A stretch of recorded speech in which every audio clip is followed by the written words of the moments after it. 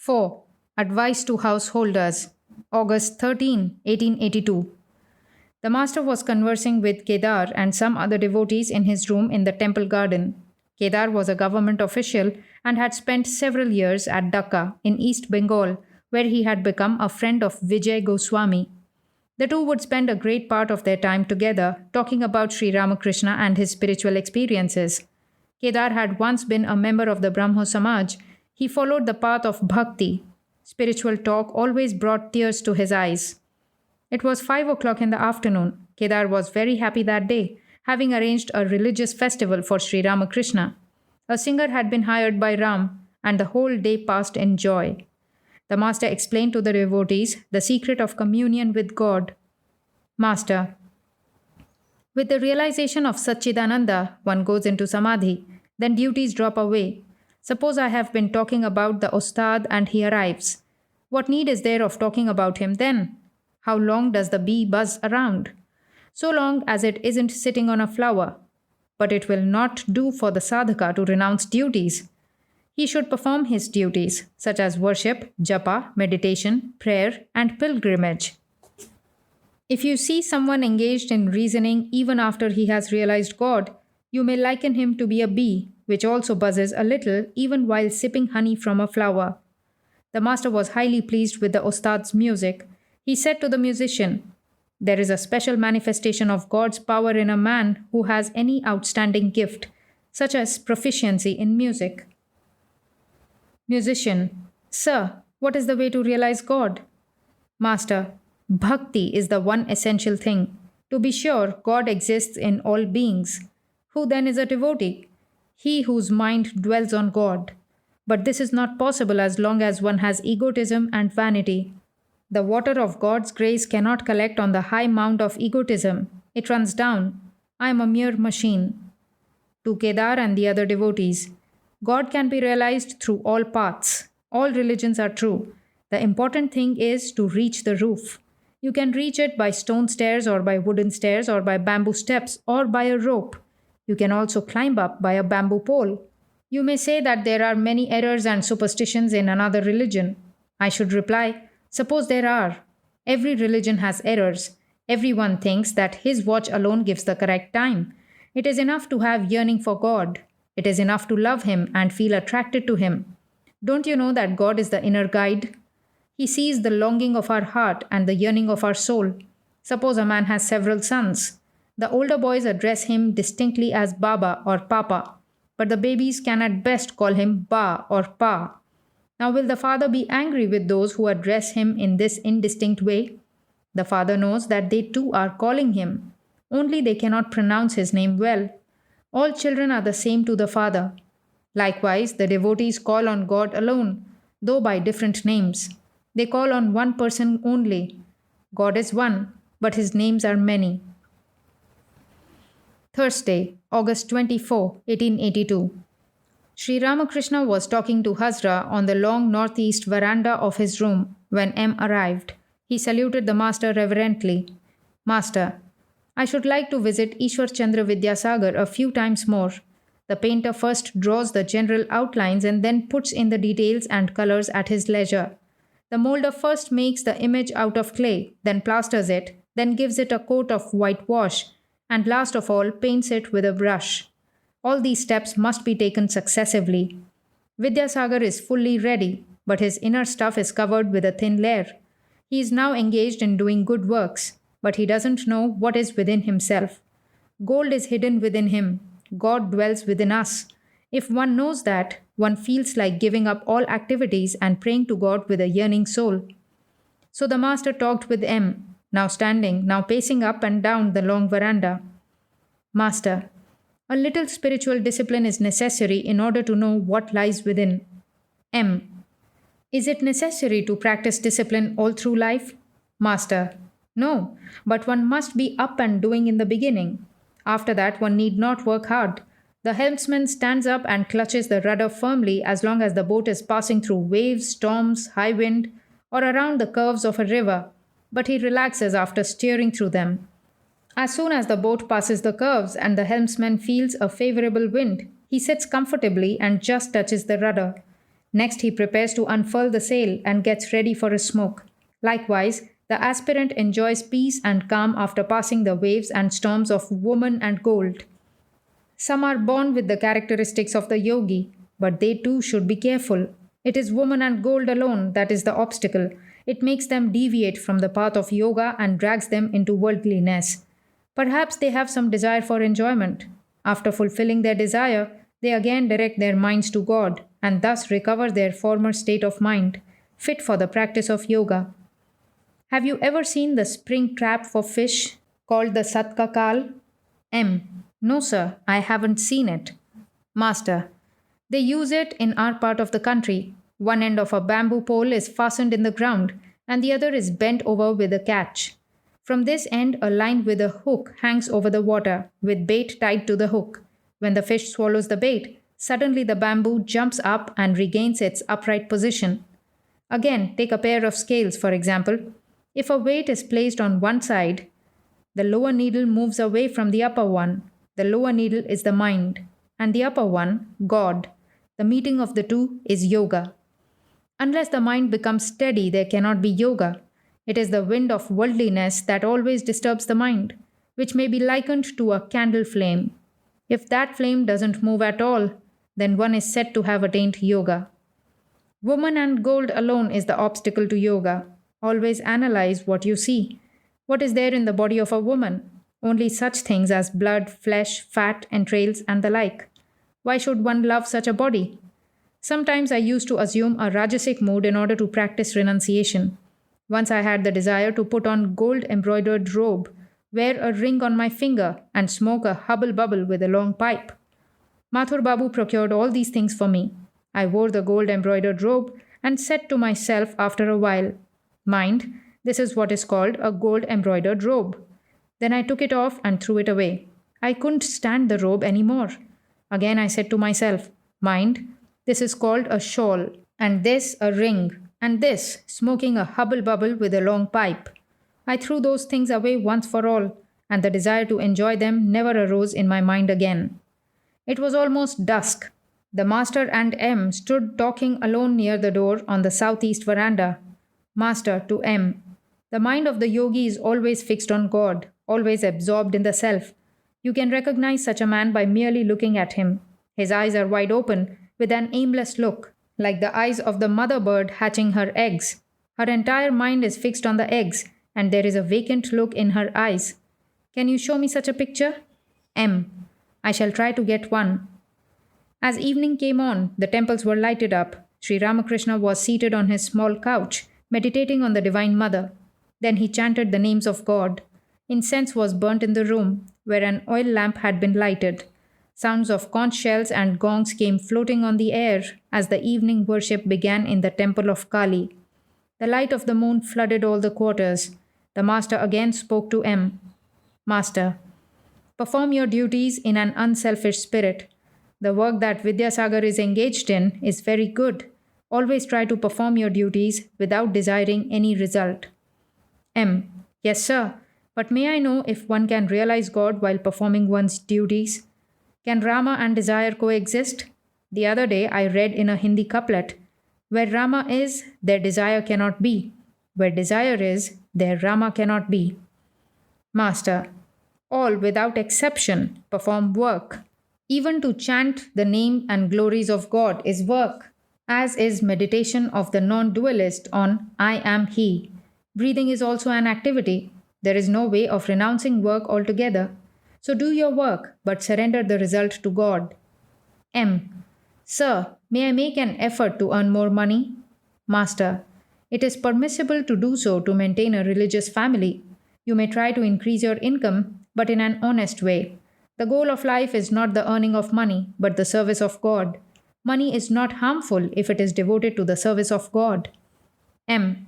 How long should a man feel obliged to do his duty toward his wife and children? Master, as long as they feel pinched for food and clothing. But one need not take the responsibility of a son when he is able to support himself. When the young fledgling learns to pick its own food, its mother pecks it if it comes to her for food. M. How long must one do one's duty? Master, The blossom drops off when the fruit appears. One doesn't have to do one's duty after the attainment of God, nor does one feel like doing it then. If a drunkard takes too much liquor, he cannot retain consciousness. If he takes only 2 or 3 glasses, he can go on with his work. As you advance nearer and nearer to God, He will reduce your activities little by little. Have no fear. Finish the few duties you have at hand, and then you will have peace. When the mistress of the house goes to bathe after finishing her cooking and other household duties, she won't come back, however, you may shout after her. M. Sir, what is the meaning of the realization of God? What do you mean by God vision? How does one attain it? Master. According to the Vaishnavas, the aspirants and the seers of God may be divided into different groups. These are the Pravartaka, the Sadhaka, the Siddha, and the Siddha of the Siddha. He who has just set foot on the path may be called a Pravartaka. He may be called a Sadhaka who has for some time been practicing spiritual disciplines such as worship, japa, meditation, and the chanting of God's name and glories. He may be called a Siddha who has known from his inner experience that God exists. An analogy is given in the Vedanta to explain this. The master of the house is asleep in a dark room. Someone is groping in the darkness to find him. He touches the couch and says, "No, it is not he." He touches the window and says, "No, it is not he."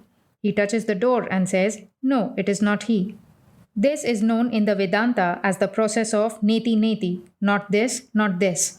At last his hand touches the master's body and he exclaims, "Here he is."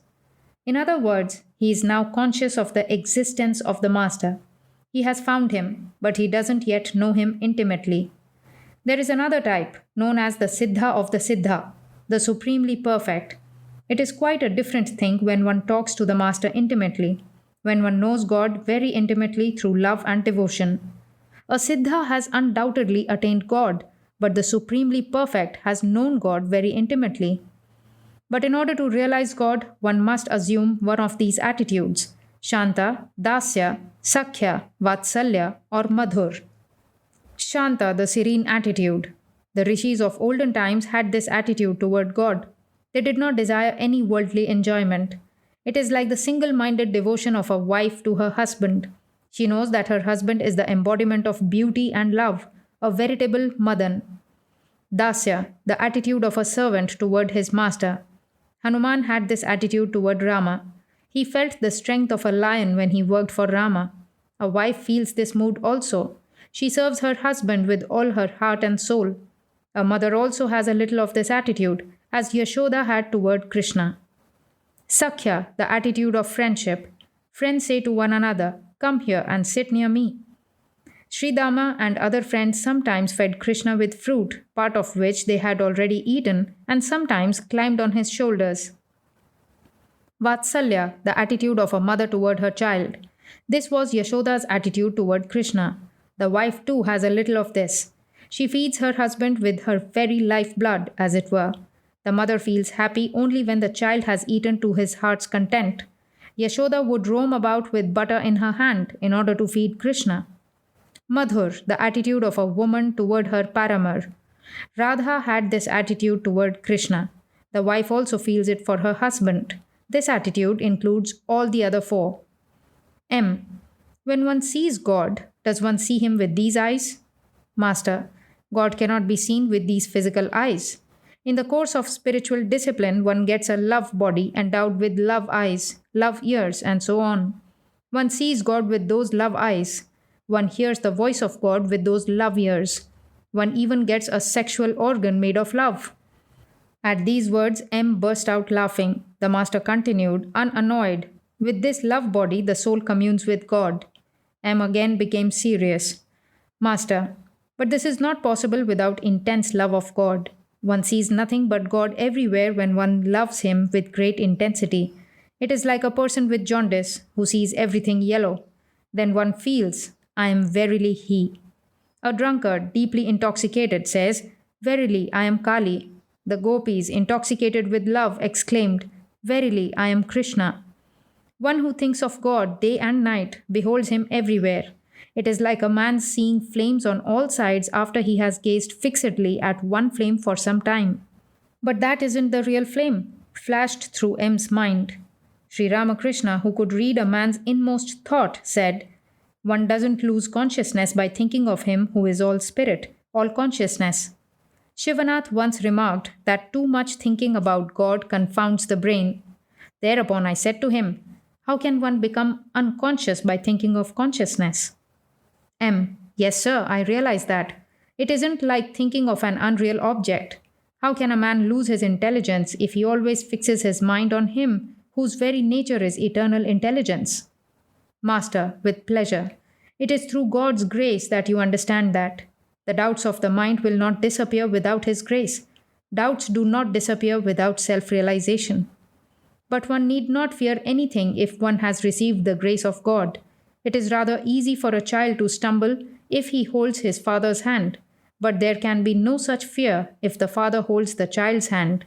A man does not have to suffer any more if God, in His grace, removes his doubts and reveals Himself to him.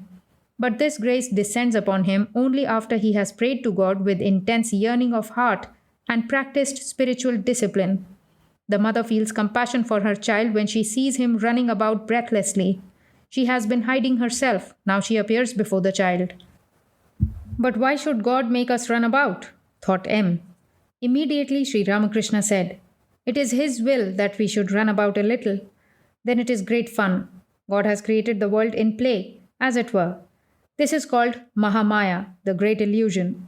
Therefore, one must take refuge in the Divine Mother, the cosmic power itself. It is she who has bound us with the shackles of illusion.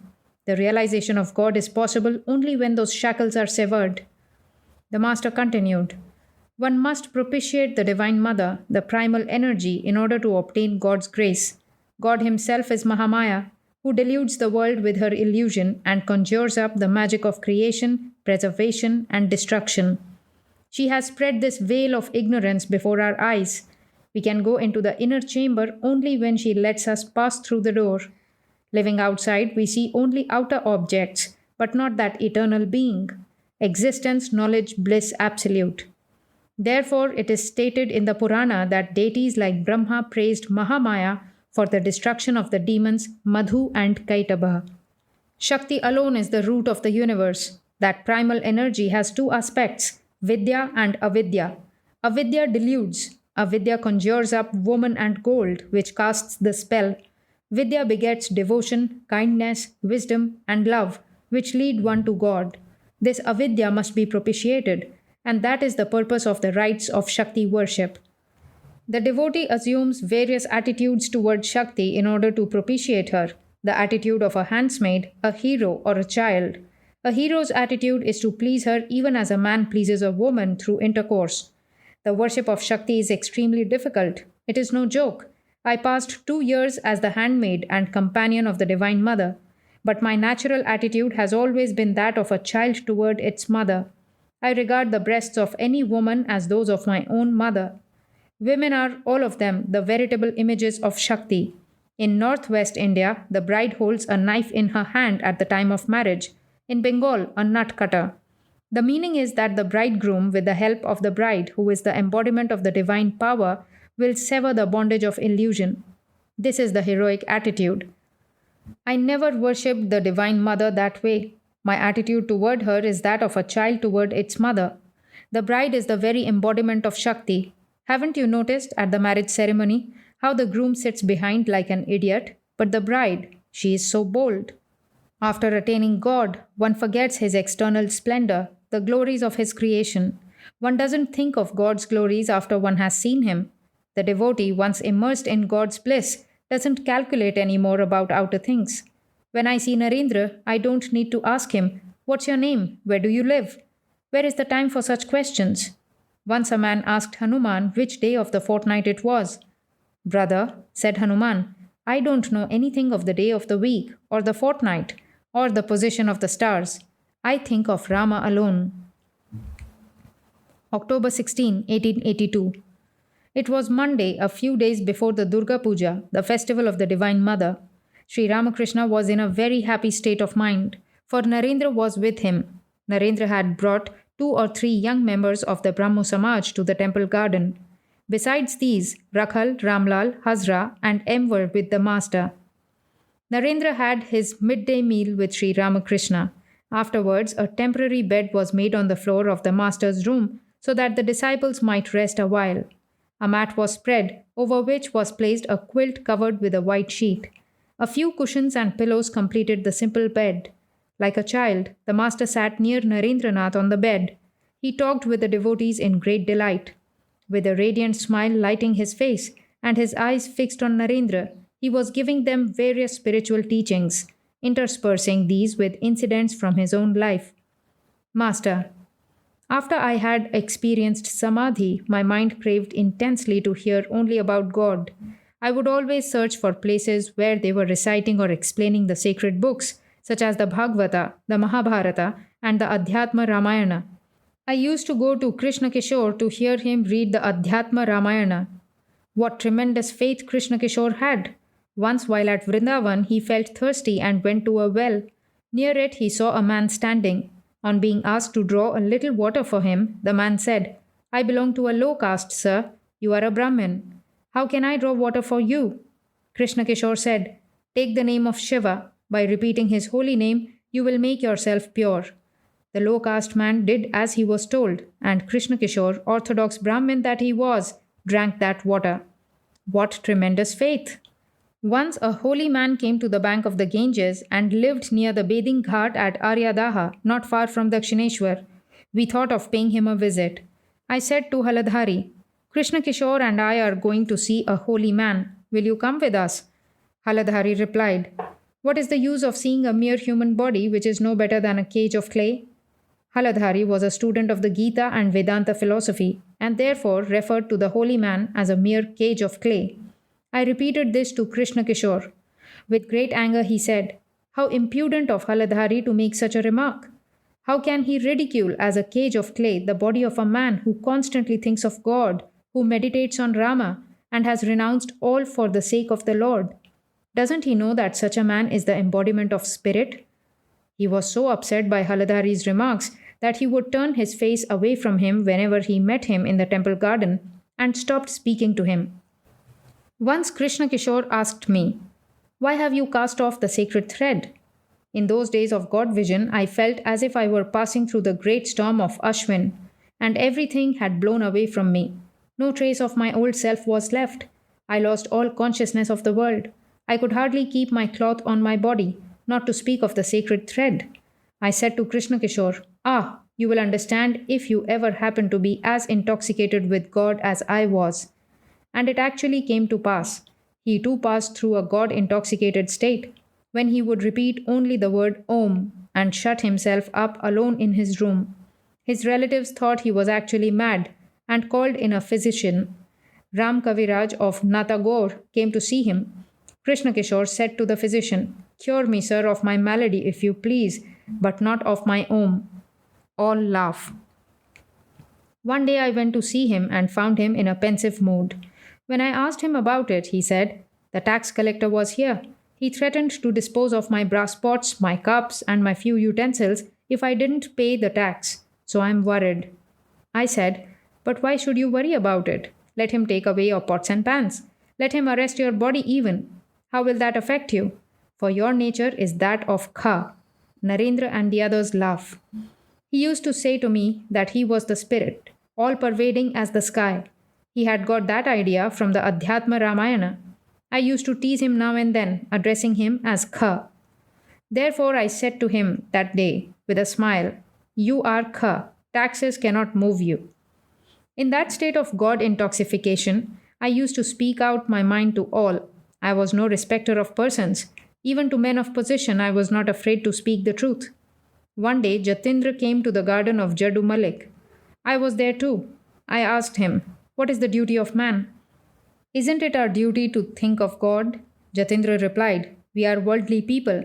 How is it possible for us to achieve liberation? Even King Yudhishthira had to have a vision of hell. This made me very angry. I said to him, What sort of man are you? Of all the incidents of Yudhishthira's life, you remember only his seeing hell? You don't remember his truthfulness, his forbearance, his patience, his discrimination, his dispassion, his devotion to God? I was about to say many more things when Hriday stopped my mouth. After a little while, Jatindra left the place, saying he had some other business to attend to. Many days later, I went with Captain to see Raja Saurindra Tagore. As soon as I met him, I said, I can't address you as Raja or by any such title, for I should be telling a lie. He talked to me a few minutes, but even so, our conversation was interrupted by the frequent visits of Europeans and others. A man of Rajasic temperament, Saurindra was naturally busy with many things. Jatindra, his eldest brother, had been told of my coming, but he sent word that he had a pain in his throat and couldn't go out. One day, in that state of divine intoxication, I went to the bathing ghat on the Ganges at Baranagar.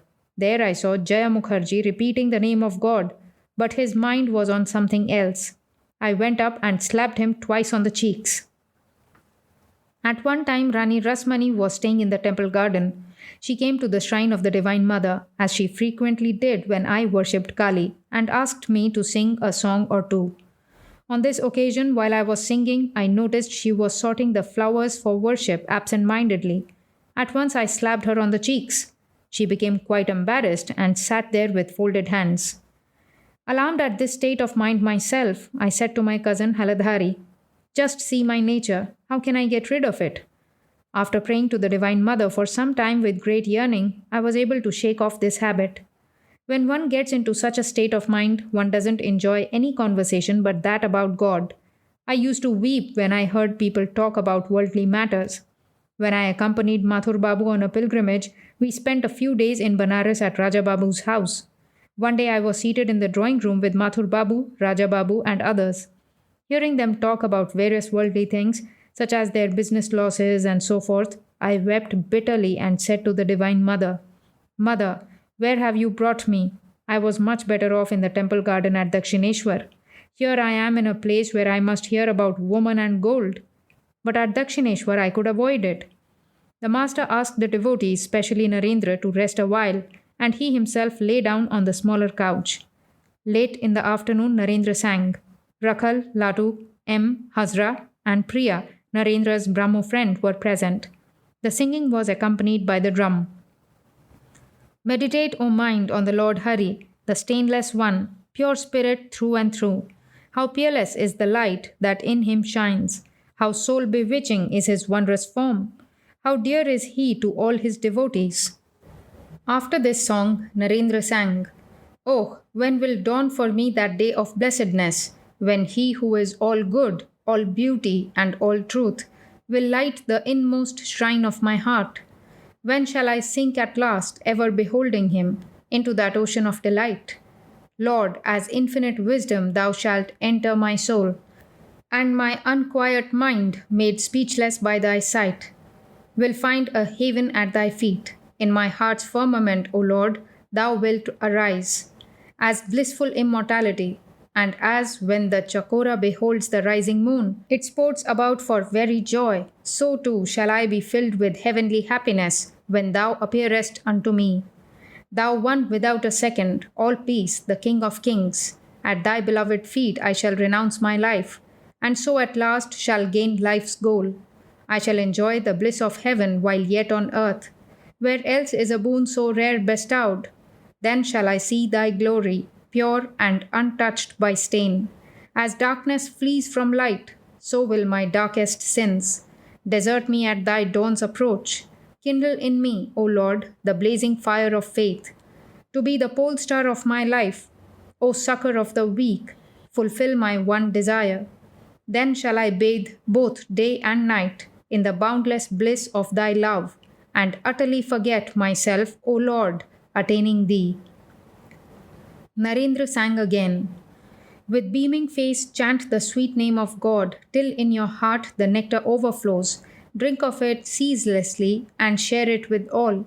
If ever your heart runs dry, parched by the flames of worldly desire, chant the sweet name of God, and heavenly love will moisten your arid soul.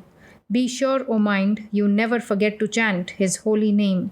When danger stares in your face, call on him, your Father compassionate. With his name's thunder, snap the fetters of sin. Come, let us fulfill our heart's desires by drinking deep of everlasting joy, made one with him in love's pure ecstasy. Now Narendra and the devotees began to sing kirtan accompanied by the drum and cymbals. They moved round and round the master as they sang. Immerse yourself for evermore, O mind, in him who is pure knowledge and pure bliss. Next they sang, Oh, when will dawn for me that day of blessedness, when he who is all good, all beauty, and all truth will light the inmost shrine of my heart? At last, Narendra himself was playing on the drums, and he sang with the master, full of joy, with beaming face chant the sweet name of God. When the music was over, Sri Ramakrishna held Narendra in his arms a long time and said, You have made us so happy today. The floodgate of the master's heart was opened so wide that night that he could hardly contain himself for joy. It was 8 o'clock in the evening. Intoxicated with divine love, he paced the long veranda north of his room. Now and then he could be heard talking to the Divine Mother. Suddenly he said in an excited voice, What can you do to me? Was the master hinting that Maya was helpless before him, since he had the Divine Mother for his support? Narendra, M, and Priya were going to spend that night at the temple garden. This pleased the master highly, especially since Narendra would be with him. The Holy Mother, who was living in the Nahabat, had prepared the supper. Surendra bore the greater power of the master's expenses. The meal was ready and the plates were set out on the southeast veranda of the master's room. Near the east door of his room, Narendra and the other devotees were gossiping. Narendra, how do you find the young men nowadays? M. They are not bad, but they don't receive any religious instruction. Narendra, but from my experience, I feel they are going to the dogs. They smoke cigarettes, indulge in frivolous talk, enjoy foppishness, play truant, and do everything of that sort. I have even seen them visiting questionable places. M. I didn't notice such things during our student days. Narendra. Perhaps you didn't mix with the students intimately. I have ever seen them talking with people of immoral character. Perhaps they are on terms of intimacy with them. M. It is strange indeed. Narendra. I know that many of them form bad habits. It would be proper if the guardians of the boys and the authorities kept their eyes on these matters. They were talking thus when Sri Ramakrishna came to them and asked with a smile, Well, what are you talking about? Narendra. I have been asking M about the boys in the schools. The conduct of students nowadays isn't all that it should be. The master became grave and said to M rather seriously, This kind of conversation is not good. It isn't desirable to indulge in any talk but talk of God. You are their senior and you are intelligent. You should not have encouraged them to talk about such matters. Narendra was then about 19 years old and M about 28. Thus admonished, M felt embarrassed and the others also fell silent. While the devotees were enjoying their meal, Sri Ramakrishna stood by and watched them with intense delight. That night, the master's joy was very great. After supper, the devotees rested on the mats spread on the floor of the master's room. They began to talk with him. It was indeed a mart of joy. The master asked Narendra to sing the song beginning with the line, In wisdom's firmament, the moon of love is rising full. Narendra sang and other devotees played the drums and cymbals. In wisdom's firmament, the moon of love is rising full, and love's flood tide in surging waves is flowing everywhere. O Lord, how full of bliss thou art! Victory unto thee! On every side shine devotees like stars around the moon. Their friend, the Lord all-merciful, joyously plays with them. Behold, the gates of paradise today are open wide. The soft spring wind of the new day raises fresh waves of joy. Gently it carries to the earth the fragrance of God's love. Till all the yogis drunk with bliss are lost in ecstasy. Upon the sea of the world unfolds the lotus of the new day, and there the mother sits enshrined in blissful majesty. See how the bees are mad with joy, sipping the nectar there. Behold the mother's radiant face, which so enchants the heart and captivates the universe. About her lotus feet, bands of ecstatic holy men are dancing in delight. What matchless loveliness is hers, what infinite content pervades the heart when she appears. O brothers, says Premdas, I humbly beg you, one and all, to sing the mother's praise. Sri Ramakrishna sang and danced, and the devotees danced around him. When the song was over, the master walked up and down the northeast veranda, where Hazra was seated with M. The master sat down there. He asked the devotee, "Do you ever have dreams?" Devotee, "Yes, sir. The other day I dreamt a strange dream. I saw the whole world enveloped in water. There was water on all sides. A few boats were visible, but suddenly huge waves appeared and sank them. I was about to board a ship with a few others when we saw a Brahmin walking over that expanse of water. I asked him, 'How can you walk over the deep?' The Brahmin said with a smile, 'Oh, there is no difficulty about that. There is a bridge under the water.' I said to him, 'Where are you going?' 'To Bhawanipur, the city of the Divine Mother,' he replied. 'Wait a little,' I cried. 'I shall accompany you.' Master, "Oh, I am thrilled to hear the story." Devotee, "The Brahmin said, 'I am in a hurry. It will take you some time to get out of the boat. Goodbye, remember this path and come after me.' Master, "Oh, my hair is standing on end. Please be initiated by a guru as soon as possible." Shortly before midnight, Narendra and the other devotees lay down on a bed made on the floor of the master's room. At dawn, some of the devotees were up. They saw the master naked as a child, pacing up and down the room, repeating the names of the various gods and goddesses. His voice was sweet as nectar. Now he would look at the Ganges, now stop in front of the pictures hanging on the wall and bow down before them, chanting all the while the holy names in his sweet voice. He chanted Veda, Purana, Tantra, Gita, Gayatri, Bhagavata, Bhakta, Bhagwan. Referring to the Gita, he repeated many times, Tagi, Tagi, Tagi. Now and then he would say, O Mother, thou art verily Brahman, and thou art verily Shakti. Thou art Purusha, and thou art Prakriti. Thou art Virat. Thou art the Absolute, and thou dost manifest thyself as the relative. Thou art verily the 24 cosmic principles. In the meantime, the morning service had begun in the temples of Kali and Radhakanta. Sounds of conch shells and cymbals were carried on the air. The devotees came outside the room and saw the priests and servants gathering flowers in the garden for the divine service in the temples. From the Nahabat floated the sweet melody of musical instruments befitting the morning hours. Narendra and the other devotees finished their morning duties and came to the master. With a sweet smile on his lips, Sri Ramakrishna was standing on the northeast veranda close to his own room. Narendra, we noticed several sannyasis belonging to the sect of Nanak in the Panchavati. Master, yes, they arrived here yesterday. To Narendra, I'd like to see you all sitting together on the mat. As they sat there, the master looked at them with evident delight. He then began to talk with them. Narendra asked about spiritual discipline. Master, Bhakti, love of God, is the essence of all spiritual discipline. Through love, one acquires renunciation and discrimination naturally. Narendra, isn't it true that the Tantra prescribes spiritual discipline in the company of women? Master, that is not desirable. It is a very difficult path and often causes the aspirant's downfall. There are 3 such kinds of discipline.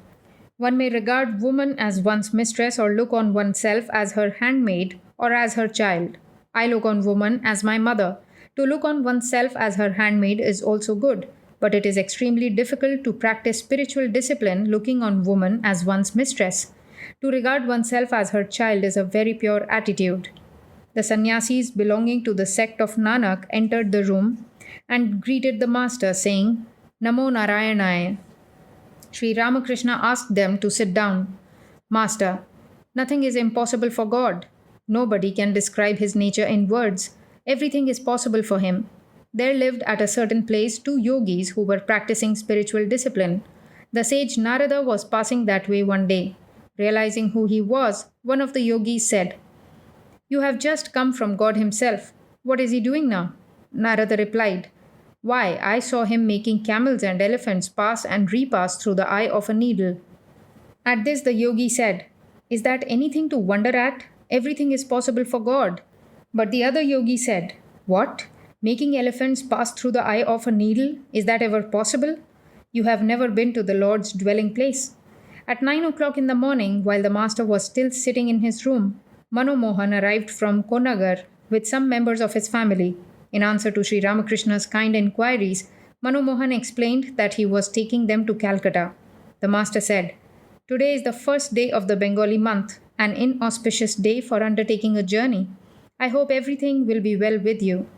With a smile, he began to talk of other matters. When Narendra and his friends had finished bathing in the Ganges, the master said to them earnestly, "Go to the Panchavati and meditate there under the banyan tree. Shall I give you something to sit on?" About 10:30, Narendra and his Brahmo friends were meditating in the Panchavati. After a while, Sri Ramakrishna came to them. M too was present. The master said to the Brahmo devotees, "In meditation, one must be absorbed in God. By merely floating on the surface of the water, can you reach the gems lying at the bottom of the sea?" Then he sang, "Taking the name of Kali, dive deep down, O mind, into the heart's fathomless depths, where many a precious gem lies hid. But never believe the bed of the ocean bare of gems. If in the first few dives you fail, with firm resolve and self control, dive deep and make your way to Mother Kali's realm. Down in the ocean depths of heavenly wisdom lie the wondrous pearls of peace, O mind, and you yourself can gather them, if you but have pure love and follow the scripture's rule. Within those ocean depths as well, 6 alligators lurk, lust, anger, and the rest, swimming about in search of prey. Smear yourself with the turmeric of discrimination. The very smell of it will shield you from their jaws. Upon the ocean bed lie strewn unnumbered pearls and precious gems. Plunge in, says Ramprasad, and gather up handfuls there." Narendra and his friends came down from their seats on the raised platform of the Panchavati and stood near the master. He returned to his room with them. The master continued, "When you plunge in the water of the ocean, you may be attacked by alligators, but they won't touch you if your body is smeared with turmeric. There are no doubt 6 alligators, lust, anger, avarice, and so on within you, in the heart's fathomless depths. But protect yourself with the turmeric of discrimination and renunciation, and they won't touch you. What can you achieve by mere lecturing and scholarship without discrimination and dispassion? God alone is real, and all else is unreal. God alone is substance, and all else is non-entity. That is discrimination. First of all, set up God in the shrine of your heart, and then deliver lectures as much as you like. How will the mere repetition of Brahma profit you if you are not imbued with discrimination and dispassion? It is the empty sound of a conch shell. There lived in a village a young man named Padmalochan. People used to call him Podo for short. In this village, there was a temple in a very dilapidated condition. It contained no image of God.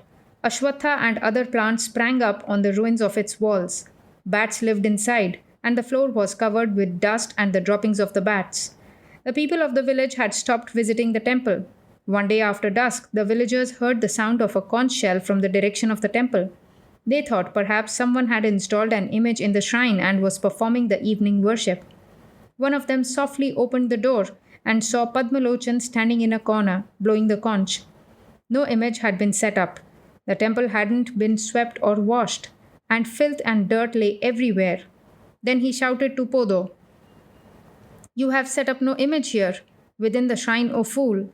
Blowing the conch you simply make confusion worse confounded. Day and night, 11 bats scream there incessantly. There is no use in merely making a noise if you want to establish the deity in the shrine of your heart, if you want to realize God. First of all, purify the mind. In the pure heart, God takes his seat. One cannot bring the holy image into the temple if the droppings of bats are all around. The 11 bats are our 11 organs, 5 of action, 5 of perception, and the mind. First of all, invoke the deity, and then give lectures to your heart's content. First of all, dive deep. Plunge to the bottom and gather up the gems. Then you may do other things. But nobody wants to plunge.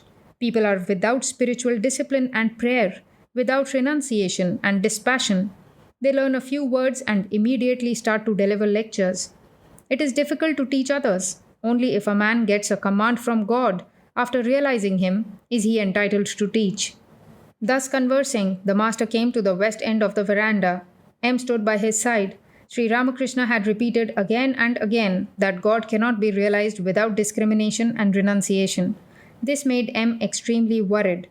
He had married and was then a young man of 28, educated in college in the Western way. Having a sense of duty, he asked himself, do discrimination and dispassion mean giving up woman and gold? He was really at a loss to know what to do. M. To the master. What should one do if one's wife says, "You are neglecting me, I shall commit suicide"? Master, in a serious tone.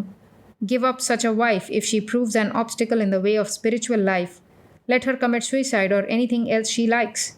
The wife that hampers her husband's spiritual life is an ungodly wife. Immersed in deep thought, M stood leaning against the wall. Narendra and the other devotees remained silent a few minutes. The master exchanged several words with them. Then, suddenly going to M, he whispered in his ear, "But if a man has sincere love for God, then all come under his control: the king, wicked persons, and his wife. Sincere love of God on the husband's part may eventually help the wife to lead a spiritual life. If the husband is good, then through the grace of God, the wife may also follow his example." This had a most soothing effect on M's worried mind. All the while he had been thinking, "Let her commit suicide. What can I do?" M. To the master. This world is a terrible place indeed. Master. To the devotees. That is the reason Chaitanya said to his companion Nityananda, "Listen, brother, there is no hope of salvation for the worldly minded." On another occasion, the master had said to M privately, "Yes, there is no hope for a worldly man if he is not sincerely devoted to God. But he has nothing to fear if he remains in the world after realizing God, nor need a man have any fear whatever of the world if he attains sincere devotion by practicing spiritual discipline now and then in solitude." Chaitanya had several householders among his devotees, but they were householders in name only, for they lived unattached to the world. It was noon, the worship was over, and food offerings had been made in the temple. The doors of the temple were shut. Sri Ramakrishna sat down for his meal, and Narendra and the other devotees partook of the food offerings from the temple. Sunday, October 22, 1882. It was the day of Vijaya, the last day of the celebration of the worship of Durga, when the clay image is immersed in the water of a lake or river. About 9 o'clock in the morning, M was seated on the floor of the master's room at Dakshineshwar, near Sri Ramakrishna, who was reclining on the small couch. Rakhal was then living with the master, and Narendra and Bhavanath visited him frequently. Babu Ram had seen him only once or twice. Master. Did you have any holiday during the Durga Puja? M. Yes, sir. I went to Keshab's house every day for the first 3 days of the worship. Master. Is that so? M. I heard there a very interesting interpretation of the Durga Puja. Master. Please tell me all about it. M. Keshab Sen held daily morning prayers in his house lasting till 10 or 11. During these prayers, he gave the inner meaning of the Durga Puja. He said that if anyone could realize the Divine Mother, that is to say, could install Mother Durga in the shrine of his heart, then Lakshmi, Saraswati, Kartika, and Ganesha would come there of themselves. Lakshmi means wealth, Saraswati, knowledge, Kartika, strength, and Ganesha, success.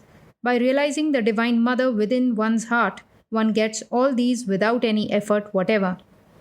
Sri Ramakrishna listened to the description, questioning M now and then about the prayers conducted by Keshab. At last he said to M, "Don't go hither and thither. Come here alone. Those who belong to the inner circle of my devotees will come only here. Boys like Narendra, Bhavanath, and Rakhal are my very intimate disciples. They are not to be thought lightly of. Feed them one day. What do you think of Narendra?" M. I think very highly of him, sir. Master. Haven't you observed his many virtues? He is not only well versed in music, vocal and instrumental, but he is also very learned. Besides, he has controlled his passions and declares he will lead a celibate life. He has been devoted to God since his very boyhood. How are you getting along with your meditation nowadays? What aspect of God appeals to your mind, with form or without form? M. Sir, now I can't fix my mind on God with form. On the other hand, I can't concentrate steadily on God without form. Master. Now you see that the mind cannot be fixed all of a sudden on the formless aspect of God. It is wise to think of God with form during the primary stages. M. Do you mean to suggest that one should meditate on clay images? Master. Why clay? These images are the embodiments of consciousness. M. Even so, one must think of hands, feet, and other parts of the body. But again, I realized that the mind cannot be concentrated unless one meditates in the beginning on God with form. You have told me so. Well, God can easily assume different forms. May one meditate on the form of one's own mother? Master. Yes, the mother should be adored. She is indeed an embodiment of Brahman. M sat in silence. After a few minutes, he asked the master, what does one feel while thinking of God without form? Isn't it possible to describe it?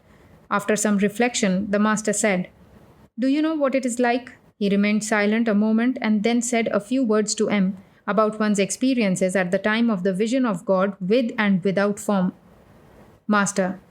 You see, one must practice spiritual discipline to understand this correctly. Suppose there are treasures in a room. If you want to see them and lay hold of them, you must take the trouble to get the key and unlock the door. After that, you must take the treasures out. But suppose the room is locked, and standing outside the door, you say to yourself, here I have opened the door. Now I have broken the lock of the chest. Now I have taken out the treasure.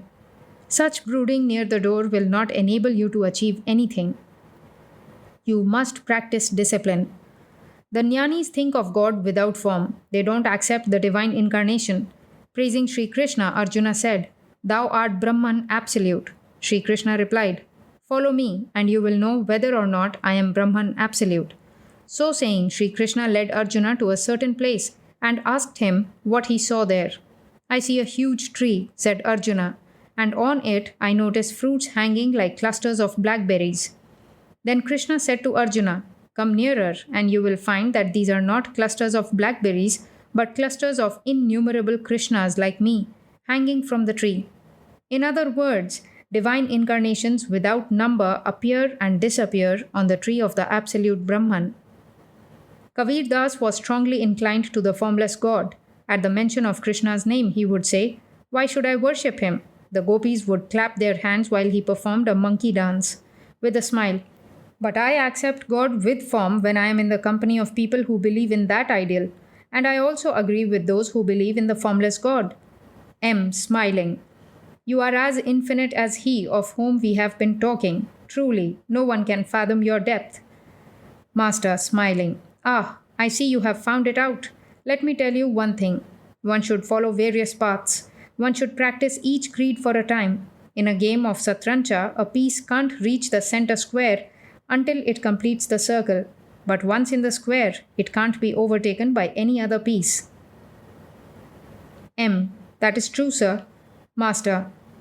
There are two classes of yogis, the Vahudakas and the Kutichakas. The Vahudakas roam about visiting various holy places and have not yet found peace of mind. But the Kutichakas, having visited all the sacred places, have quieted their minds. Feeling serene and peaceful, they settle down in one place and no longer move about. In that one place, they are happy. They don't feel the need of going to any sacred place. If one of them ever visits a place of pilgrimage, it is only for the purpose of new inspiration. I had to practice each religion for a time, Hinduism, Islam, Christianity. Furthermore, I followed the path of the Shaktas, Vaishnavas, and Vedantists. I realized that there is only one God toward whom all are traveling, but the paths are different. While visiting the holy places, I would sometimes suffer great agony. Once I went with Mathur to Raja Babu's drawing room in Banaras. I found that they talked there only of worldly matters, money, real estate, and the like. At this I burst into tears. I said to the Divine Mother, weeping, Mother, where hast thou brought me? I was much better off at Dakshineshwar. In Allahabad I noticed the same things that I saw elsewhere. The same ponds, the same grass, the same trees, the same tamarind leaves. But one undoubtedly finds inspiration in a holy place. I accompanied Mathur Babu to Vrindavan. Hriday and the ladies of Mathur's family were in our party. No sooner did I see the Kalya Daman Ghat than a divine emotion surged up within me. I was completely overwhelmed. Hriday used to bathe me there as if I were a small child. In the dusk, I would walk on the bank of the Jamuna when the cattle returned along the sandy banks from their pastures. At the very sight of those cows, the thought of Krishna would flash in my mind. I would run along like a madman crying, Oh, where is Krishna? Where is my Krishna? I went to Shyamakunda and Radhakunda in a palanquin and got out to visit the holy Mount Govardhan. At the very sight of the mount, I was overpowered with divine emotion and ran to the top. I lost all consciousness of the world around me. The residents of the place helped me to come down. On my way to the sacred pools of Shamakunda and Radhakunda, when I saw the meadows, the trees, the shrubs, the birds, and the deer, I was overcome with ecstasy. My clothes became wet with tears. I said, "O Krishna, everything here is as it was in the olden days. You alone are absent." Seated inside the palanquin, I lost all power of speech. Hriday followed the palanquin. He had warned the bearers to be careful about me. Ganga Mai became very fond of me in Vrindavan. She was an old woman who lived all alone in a hut near the Nidhuvan. Referring to my spiritual condition and ecstasy, she said, "He is the very embodiment of Radha." She addressed me as Dulali. When with her, I used to forget my food and drink, my bath, and all thought of going home. On some days, Hriday used to bring food from home and feed me. Ganga Mai also would serve me with food prepared by her own hands. Ganga Mai used to experience trances. At such times, a great crowd would come to see her. One day, in a state of ecstasy, she climbed on Hriday's shoulders. I didn't want to leave her and return to Calcutta. Everything was arranged for me to stay with her. I was to eat double boiled rice, and we were to have our beds on either side of the cottage. All the arrangements had been made when Hriday said, "You have such a weak stomach. Who will look after you?" "Why," said Ganga Mai, "I shall look after him. I'll nurse him." As Hriday dragged me by one hand and she by the other, I remembered my mother, who was then living alone here in the Nahabath of the temple garden. I found it impossible to stay away from her and said to Ganga Mai, "No, I must go. I loved the atmosphere of Vrindavan." About 11 o'clock, the master took his meal, the offerings from the temple of Kali. After taking his noonday rest, he resumed his conversation with the devotees. Every now and then he uttered the holy word Om or repeated the sacred names of the deities. After sunset, the evening worship was performed in the temples. Since it was the day of Vijaya, the devotees first saluted the Divine Mother and then took the dust of the Master's feet. Tuesday, October 24, 1882. It was 3 or 4 o'clock in the afternoon. The Master was standing near the shelf where the food was kept when Balaram and M arrived from Calcutta and saluted him. Sri Ramakrishna said to them with a smile, "I was going to take some sweets from the shelf, but no sooner did I put my hand on them than a lizard dropped on my body. At once I removed my hand." All laugh. "Oh yes, one should observe all these things. You see, Rakhal is ill, and my limbs ache too. Do you know what's the matter? This morning, as I was leaving my bed, I saw a certain person whom I took for Rakhal." All laugh. "Oh yes, physical features should be studied. The other day, Narendra brought one of his friends, a man with only one good eye, though the other eye was not totally blind. I said to myself, what is this trouble that Narendra has brought with him? A certain person comes here, but I can't eat any food that he brings. He works in an office at a salary of 20 rupees and earns another 20 by writing false bills. I can't utter a word in his presence because he tells lies. Sometimes he stays here 2 or 3 days without going to his office. Can you guess his purpose? It is that I should recommend him to someone for a job somewhere else." Balaram comes from a family of devout Vaishnavas. His father, now an old man, is a pious devotee. He has a tuft of hair on his head, a rosary of tulsi beads round his neck, and a string of beads in his hand. He devotes his time to the repetition of God's name. He owns much property in Orissa and has built temples to Radhakrishna in Kothar, Vrindavan, and other places, establishing free guest houses as well. To Balaram, "A certain person came here the other day. I understand he is the slave of that black hag of a wife. Why is it that people do not see God? It is because of the barrier of woman and gold. How impudent he was to say to you the other day. A Paramahamsa came to my father, who fed him with chicken curry. In my present state of mind, I can eat a little fish soup if it has been offered to the Divine Mother beforehand. I can't eat any meat, even if it is offered to the Divine Mother, but I taste it with the end of my finger lest she should be angry." Laughter. "Well, can you explain the state of my mind? Once I was going from Burdwan to Kamarpukar in a bullock cart when a great storm arose. Some people gathered near the cart. My companions said they were robbers. So I began to repeat the names of God, calling sometimes on Kali, sometimes on Rama, sometimes on Hanuman. What do you think of that?" Was the master hinting that God is one but is addressed differently by different sects? Master to Balaram. Maya is nothing but woman and gold. A man living in its midst gradually loses his spiritual alertness. He thinks all is well with him. The scavenger carries a tub of night soil on his head and in course of time loses his repulsion to it. One gradually acquires love of God through the practice of chanting God's name and glories. To M.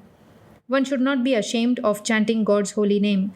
As the saying goes, one does not succeed so long as one has these three: shame, hatred, and fear. At Kamarpokar, they sing Kirtan very well. The devotional music is sung to the accompaniment of drums. To Balaram, have you installed any image at Vrindavan? Balaram, yes, sir. We have a grove where Krishna is worshipped. Master, I have been to Vrindavan. The Nidhu grove is very nice indeed.